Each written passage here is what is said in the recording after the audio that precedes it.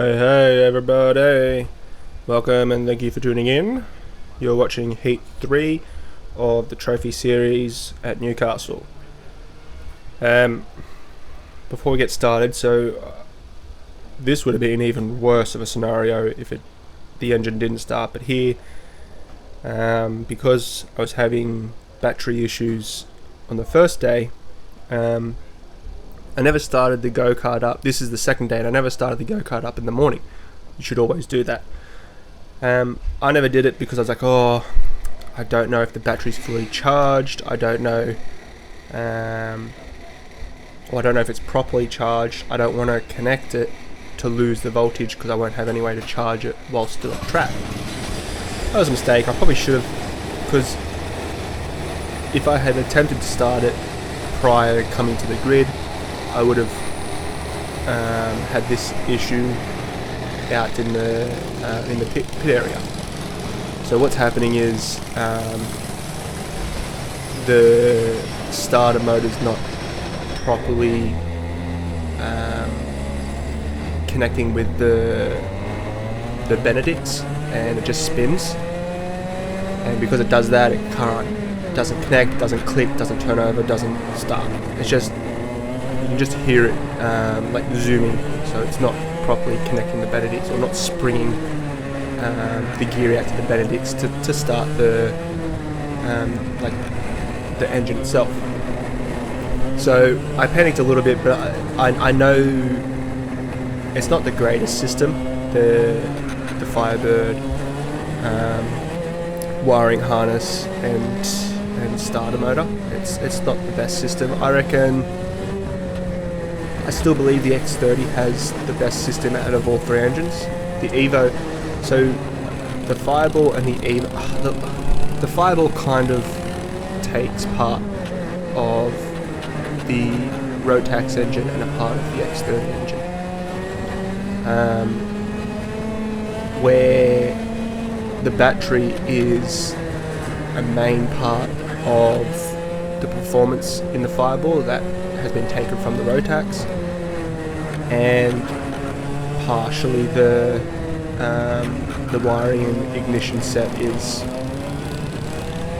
pretty much taken from X30. So the issue that happened on the grid, it's happened before in the pit area. You just got to give it a few times to shoot out to the Benedicts and properly click over and start.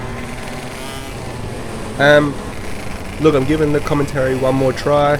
Once again, please send comments to say, hey, the commentary is good. Send comments to say the commentary is bad. Already got harassed and threatened from a few people from the last commentary, so hey, I mean, see that start again? That start. I don't know, because the other race I had with the Fireball, I was at the start. I was in first, so I controlled the pace. It means that I could go whenever I wanted to, and people have to follow. They can't pass me. But now I'm in the middle of the field. The acceleration on idle. Oh, look at that, was dodgy as well. Oh my god, I'm trying to explain everything. So a few chaotic things happened. There's I'm in the slower part of the field, so there was a lot of chaos there. I got very, very close to contacting a kart there, and it was really, really good response from me to avoid that. Otherwise, that would have been a bent chassis. So back on the start, nice little pass there. I got really good on that corner. Like I said that in Heat 1. I had a good pass there as well. It's not a corner that I'm good at, so I was quite happy that I got another little pass there as well. So at the start, this is the first time I've been midfield, and two videos that the two heats that I was actually able to start, the starts are very poor. Like there was just slow acceleration reaction. Like the engine itself, like I had the throttle down, it just took a little while to respond and to accelerate. The person that was trying to help me wanted to richen the carby. That would have been the wrong way. like the wrong direction. It actually needed to be leaned. Now, it's touch and go. You can richen it, and the acceleration can be better, but it turns into a slug. If you over richen it, it turns into a sluggish bogging effect, and I could kind of feel that's what was happening in the start. It wasn't sluggish, it wasn't quite at the point of bogging, but I could feel that it had a slow, can't think of the proper word, but it was just too slow from when I put the throttle down. That it was just too slow to pick up that acceleration.